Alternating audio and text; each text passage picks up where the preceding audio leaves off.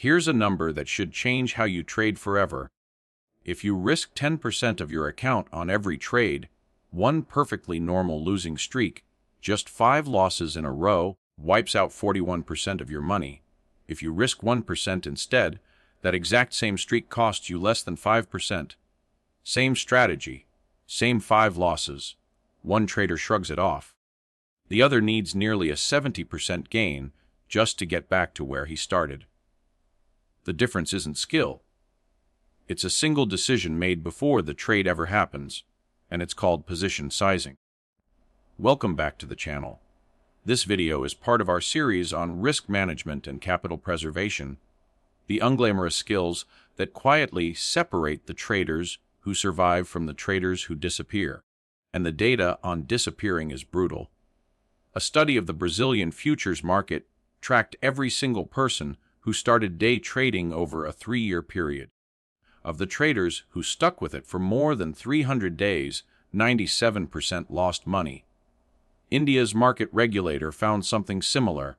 93% of individual traders in the equity derivatives segment lost money over a recent 3-year stretch. Here's what almost nobody tells you about those numbers. Most of those traders didn't fail because their entries were bad. Plenty of them picked reasonable trades.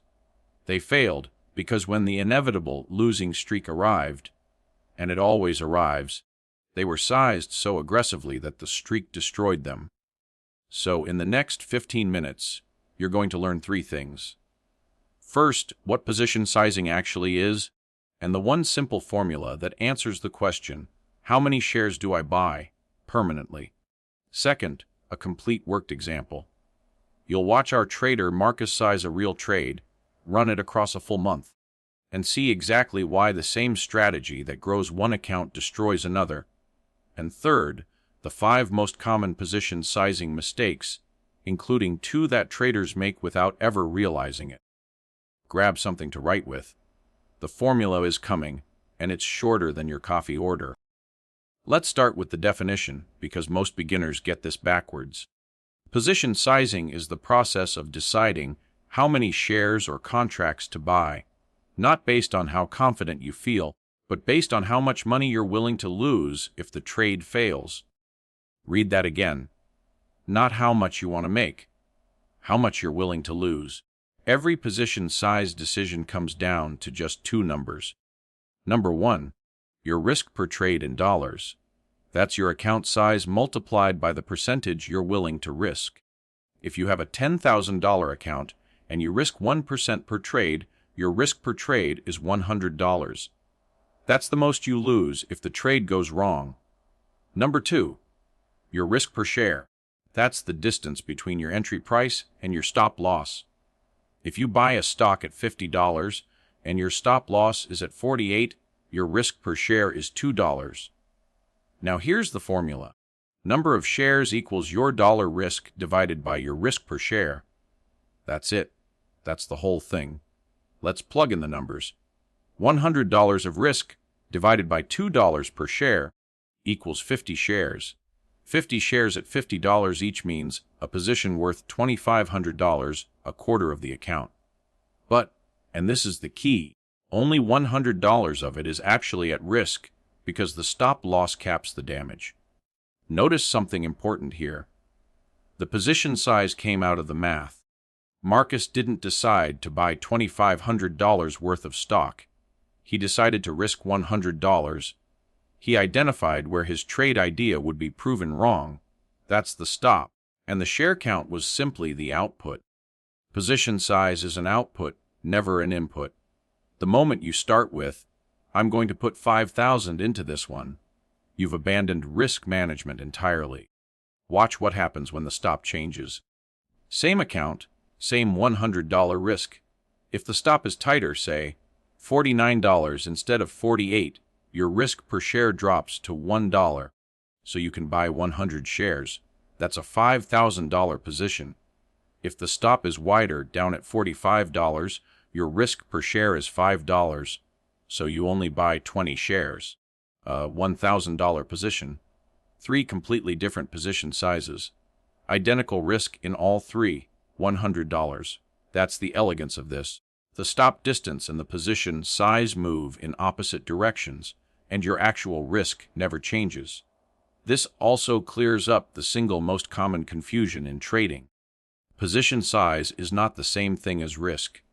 Having 25% of your account in a position does not mean you're risking 25%.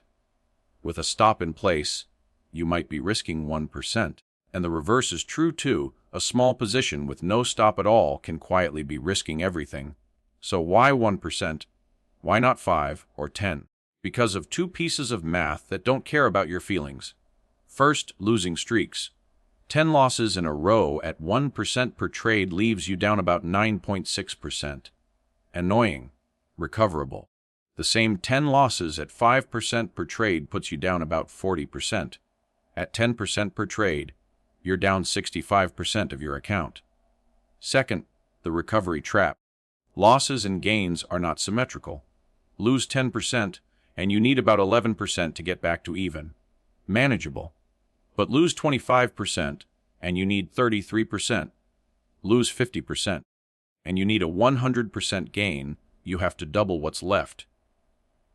Lose 90%, and you need 900%.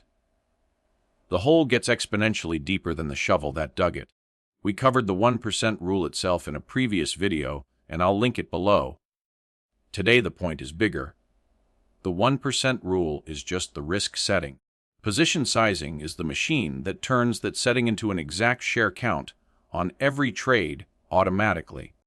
Let's make this real. Meet Marcus. $10,000 account. He swing trades with a simple system. He wins about 55% of the time, and his average winner is 1.5 times his average loser. Nothing spectacular, no secret indicator, no guru course. And he risks exactly 1% per trade, $100. Here's one trade, start to finish. Marcus finds a stock trading at $50 that's been bouncing off a support level near $48.50. His plan: buy at 50, set the stop at 48, just below that support, where his trade idea is objectively wrong, and target 53, which gives him his 1.5 to 1 reward to risk. Now the sizing. Risk per share. 50 minus 48, $2. Dollar risk. 100. 100 divided by 2, 50 shares. Position value, $2,500. Notice Marcus did zero soul searching here. There's no how confident am I feeling today. The math did all the work in about 10 seconds. Two outcomes. If the stop hits, Marcus loses $100, 1%, exactly as planned. If the target hits, he makes $3 a share on 50 shares, $150. Every trade in his system is some version of this. Risk 100 to make 150. Now let's run a full month, 20 trades. With his 55% win rate, a typical month looks like 11 winners and 9 losers. 11 winners at $150, 1,650. 9 losers at 100, 900. Net result, plus $750. That's 7.5% in a month from a completely ordinary system, powered entirely by the fact that his losses are small, uniform, and controlled. But here's the part of the month that matters most, and it's the part every beginner underestimates. In the middle of that month, Marcus lost 4 trades in a row. 4 straight stop outs. His account dipped about $400, roughly 4%. And because 4% is survivable, emotionally and financially, he simply took the next signal. Trade 5 was a winner, and the month went on. Now rewind 1 year. Same Marcus, same strategy, same 55% win rate. But back then, he risked 10% per trade. $1,000 of risk on a $10,000 account because 1% felt too slow. The same 4-trade losing streak hits. Loss 1. Account drops to 9,000. Loss 2. 8,100. Loss 3. 7,290. Loss 4. $6,561. In 4 trades, Marcus is down 34%, and remember the recovery trap. He now needs a 52% gain just to get back to even. And here's what actually kills the account. It's not trade 4, it's what Marcus does after trade 4. Staring at a 34% hole. The 1% version of the plan feels useless. A $100 winner won't fix this. So he doubles his size to win it back faster. We made an entire video about that exact spiral. It's called revenge trading, and it ends accounts. The oversized position didn't just cost Marcus money. It cost him the emotional stability required to keep following a system that was actually profitable. One last thing, because this is the insight that separates traders who last from traders who don't. That 4-loss streak was not bad luck. It was a statistical certainty. For a trader with a 55% win rate, the probability of hitting at least one 4-loss streak somewhere in 100 trades is about 91%. A 5-loss streak, roughly 65%. Streaks are not a sign your system is broken. They are a scheduled feature of any system, and they're already on their way to you. Position sizing doesn't prevent the streak. It decides in advance whether the streak is a speed bump or a funeral. Now that you know the formula, let's talk about the 5 ways traders break it, because knowing the math and following the math are very different things. Mistake number 1. Sizing by conviction. This setup looks amazing. I'll go bigger this time. Here's the uncomfortable truth. Your confidence level on any single trade has almost no relationship to whether that specific trade wins. Even a great setup in Marcus's system loses 45% of the time. That's what a 55% win rate means. The fix is simple and non-negotiable. The same risk percentage on every trade, no exceptions. Your conviction can pick which trades to take. It never gets to pick the size. Mistake number 2. Confusing position size with risk in both directions. One trader says, "I'm being careful. I only put 20% of my account in," but he has no stop loss, so his real risk is the entire 20%, or worse. Another trader refuses a $5,000 position because it feels too big, even though with a tight stop it risks exactly $100. Measure the distance to your stop, not the size of the position. That said, one honest caveat: stops aren't magic. Prices can gap straight through them overnight, which is why sensible traders still avoid concentrating everything in one position, and why they're careful holding oversized positions through events like earnings. Mistake number 3. Moving the stop without resizing. Marcus plans a trade with a $2 stop and buys 50 shares. Then, at the last second, he gives the trade a little more room and widens the stop to $4, but keeps the 50 shares. He just silently doubled his risk from $100 to $200 without ever deciding to. The rule: anytime the stop moves, the share count gets recalculated before you enter. Stop and size are two ends of the same equation. You cannot change one without changing the other. Mistake number 4. Sizing up after losses. After a drawdown, the temptation is to increase size to recover faster. Flip the logic around. After losses, your account is smaller, so 1% of it is already a smaller dollar amount. The math naturally tells you to size down as you lose and size up as you win. That's the built-in survival mechanism of percent-based sizing. Overriding it in the wrong direction is exactly how a 30% drawdown becomes a blown account.